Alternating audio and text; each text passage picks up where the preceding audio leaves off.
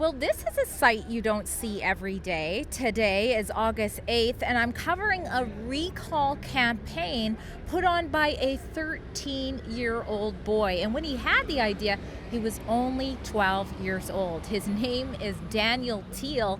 It's taking place in North Vancouver outside of NDP MLA Bowinn Ma's constituency office. Daniel Teal is young, but he has big ideas about what needs to change in the province. Today you're going to hear from him about his campaign to have MLA Ma recalled, which you can find at recallbowinnma.com.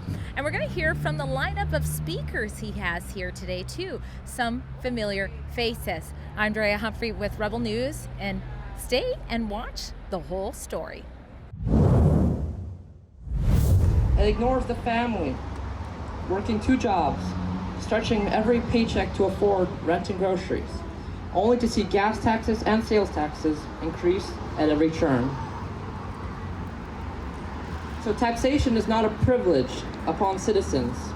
Taxes are hard-earned dollars taken directly out of the pockets of citizens who work exhausted hours to earn them. All right, we've got the man of the hour now, or I should say the teen of the hour. 13 years old and putting on this recall campaign. What's unique about you? What's making you stand up? I would say because I want people to have their voices heard, especially the youth, and I think this is one of the best ways to do it. All right, Mr. Randhawa, now some will recognize you from a candidate from the BC Conservatives. You're also a family lawyer, and now you're running for mayor in Surrey. What brought you out to this protest? This one I came specifically for Daniel. I really want that youth should be involved in political direction, because youth feel like that politics is for the adults, and that there's no point in engaging in it until you're 30 years old. But I feel like that's when you're too old. Like Daniel is only 13. I really believe, Bria, that if they start taking interest at this age, that's when they're ready at the age of 18 to make the informed decision. Because conservative values, we are really fighting hard for the youth's either employment, either better future, their living standards. So we would really love that if youth would be more involved, and that's one of the main reasons I was here today. Now, you've spoken at a lot of these types of things. I've covered a lot. This is the first time I've seen one organized by someone as young as Daniel. What do you make of that? I call him the youngest politician in Canada. And I'm hoping, I know a lot of young people agree with me, but they think they're too young to make a difference. Daniel is making a difference, and I hope he will inspire other young people to step up. Well, Daniel Teal at age 13 is obviously precocious. It's really encouraging. And I obviously would love to see a lot more young people doing this, because there's nothing more really insulting to youth than to not think that they can handle truth. And also the fact that, I think Daniel is aware of it. He sort of made that very clear from his speech. So there's an awful lot of manipulation, whether it's to do with race or gender, indigenization, Islamicization, the essential literature, the changing history. There's so many different things that are happening in schools right now that have no real bearing on what an education is supposed to be. An education, as a former teacher, I can tell you, is not about steering kids into any direction. A recall is not partisan games or personal attacks. A recall is the ultimate safety valve of accountability.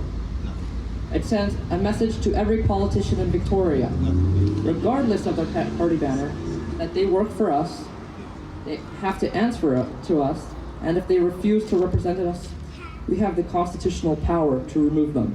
Now, what is it about MLA Ma's leadership that you think needs to be out there?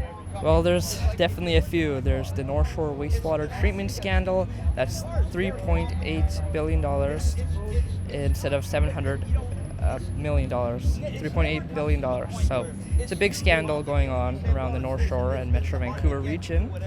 Second up, there's things like Soju 123, which she advocates for in the Legislative Assembly, that hurts everyday families. There's also bills 44, 47, and 15 that take away municipalities' rights and ban council hearings.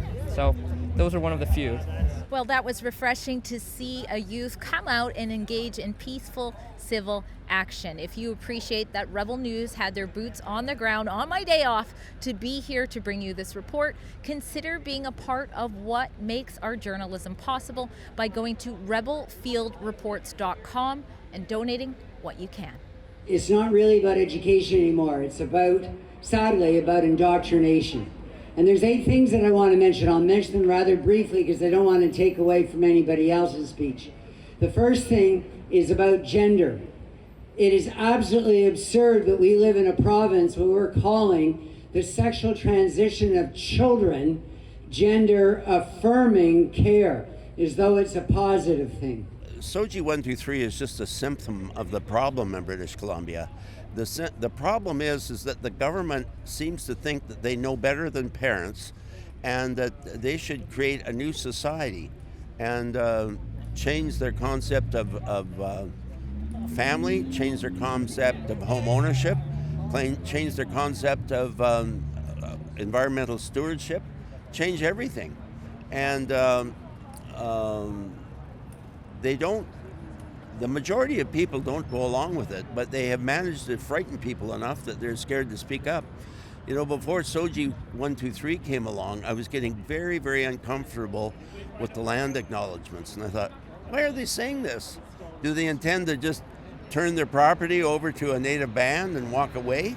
Because if they're not willing to do that, it's very disingenuous and it's hypocritical to say a formal land acknowledgement at the beginning of the meeting and never back it up with any action. Mm-hmm. He pointed to the historical record that the leading causes of death in residential schools were diseases such as tuberculosis, not mass murder. He urged them not to accept claims of genocide and mass graves without evidence. For refusing to treat an unproven claim as a settled fact, Jim was walked out of the classroom that same day. He was suspended, investigated, and abandoned by his union. Now, his initiative here is to have MLA Bowinn Ma recalled. What's your message about that, especially since you're running as a candidate with 1BC?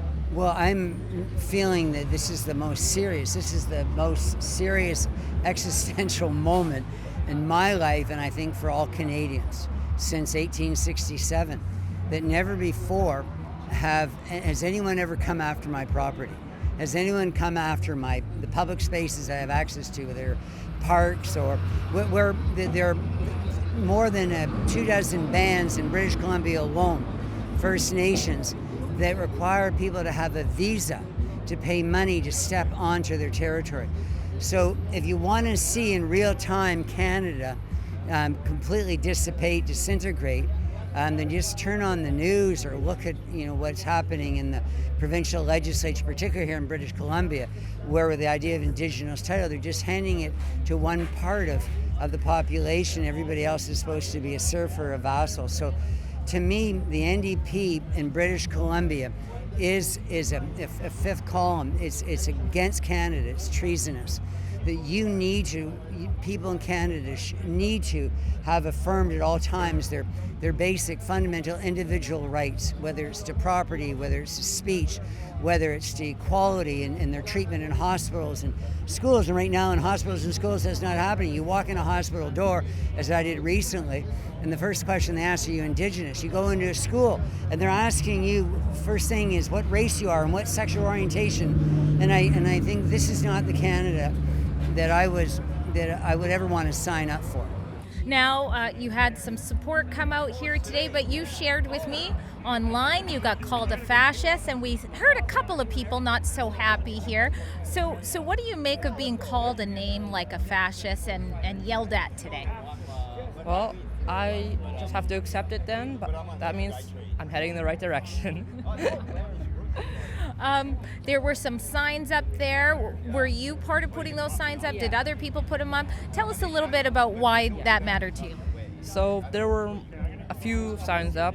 I ordered one of the Recall Bowinn Ma signs online, and I'd also like to thank Campaign Life Coalition for sending out those signs that says yes to Jesus, no to pride, and images like where the pride flag is crossed out and a check mark next to a cross. Let's talk about that. One lady walked by and said that's hate. What is that to you? What does that mean when you're saying yes to Jesus and no to pride? It doesn't mean that we hate gay or trans people at all. I think people are misinterpreting it. It just means that we should keep it out of public institutions and public schools. Now, his mission is to have MLA Ma recalled. What, if anything, do you want to say about that? It would be great if Bowinn Ma would give her seat to Carrie Lynn Finlay. I think that'd be a great solution. I think that's one of the worst things you could ever do, is recognizing that we're all different. We're all individual in our dignity and our life experiences and our dreams and hopes and ambitions. All these things, you have to recognize it. So when you've got kids in the classroom, it's really important that you just try and get it right, whether you're teaching French in my case, or history or English, or other people teaching science or math. You really need to do that and let the kids come to their own conclusion. And it's lovely to see a 13-year-old that he's come to a conclusion that is in opposition to the zeitgeist of this incredible societal force that's saying to you, you must think this about all these different areas. And so Daniel refuses to do that. So, hey, well done, Daniel. I respect money. I respect people who respect money. I respect the fact that they understand the value of the fact that money runs the show. It's a fact. Now, you can keep on borrowing it, but at the end of the day, you got to pay it off. Again, you're running for mayor. We're talking about youth here. What's something in Surrey that needs to change for the youth? Absolutely. In Surrey, I heard it from so many youth and their parents that the youth especially that age, they don't get a job in summer. And Surrey collects a tax of over $1 billion, but how they spend it is where the gap is. The mayor and the council, they don't understand what are the needs of their people at the ground level, which is giving jobs to the youth. So if we come in as a Conservative mayor and council, I've already announced we will give contracts only to those companies which will be mandated to provide 50% of the jobs to the youth for, trimming the hedges, cutting the lawn for the city. Why do we not have those jobs exclusively for the youth so they get jobs in summer? See, it's a small common sense measure, but it is such a huge relief for the community.